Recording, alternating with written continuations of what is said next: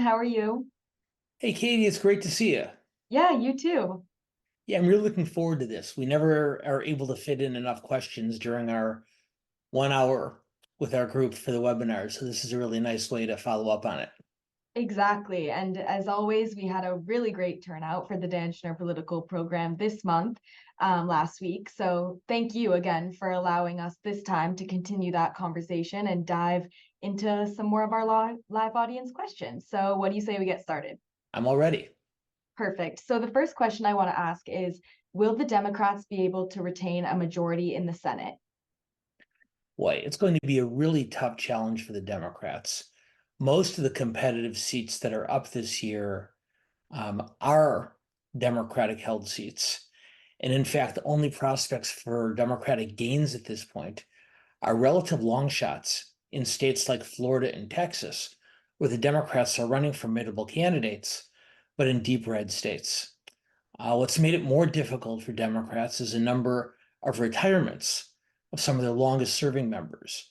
So, in particular, the two races to watch are the campaign in Ohio, where incumbent Democrat Sherrod Brown is running for reelection, and in Montana, where the incumbent Democrat John Tester is running for reelection. If the Democrats win both of those seats and hold all of their others, then they can hold the majority. So it's doable, but it's going to be an uphill fight. However, if you're a Democrat, I can give you a little bit of solace that while it's going to be difficult but not impossible for Democrats to keep the Senate, it's going to be almost as difficult for Republicans to keep the House. So while I wouldn't make any predictions at this early stage, almost 10 months before the election, the most likely outcome if the election were held today would be a switch, where the Democrats and the Republicans will be traded chambers. Great. Thank you for that. And next up, this audience member said, could you address the California US Senate race? Sure, it's a fascinating campaign, and it's it is certainly the first competitive campaign we've seen for US Senate in well over a decade.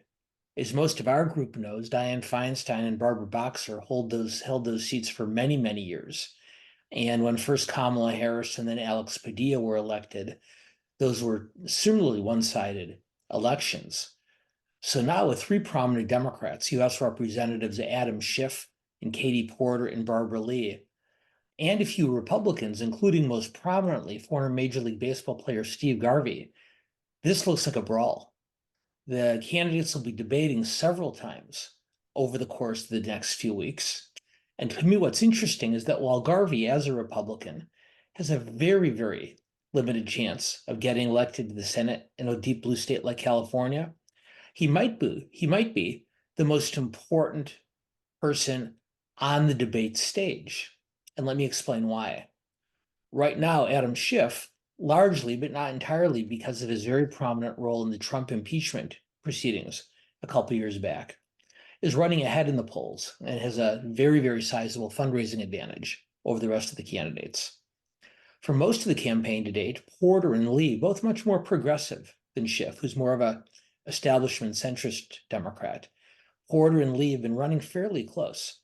And because California has a top two primary, what both of those candidates in their campaigns have been thinking is if they can simply make the runoff in a second place finish to Schiff, then perhaps they can attract the other candidates' progressive supporters and win a general election.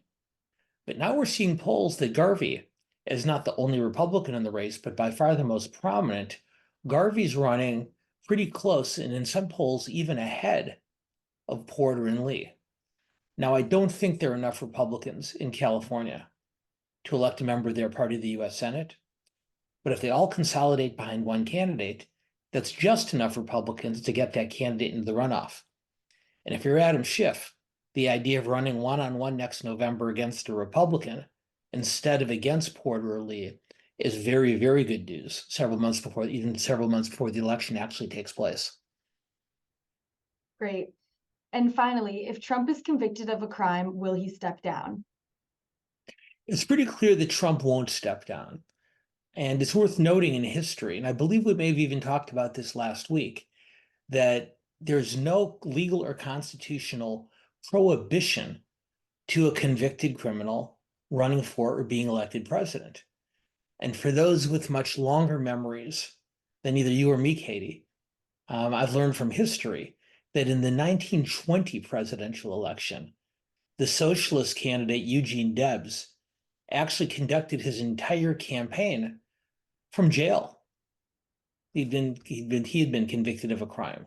Now, of course, he wasn't elected president, but had he won more electoral votes than the other candidates, he would have taken office. Now, the logistical and security considerations of such a undertaking are impossible to fathom. But Trump has actually been very effective at using his trials to leverage support within the Republican Party. And in fact, Ron DeSantis, in some frustration a couple weeks ago, said that the one thing DeSantis had not prepared for is how much of a rallying effect Trump's trials would have on his supporters.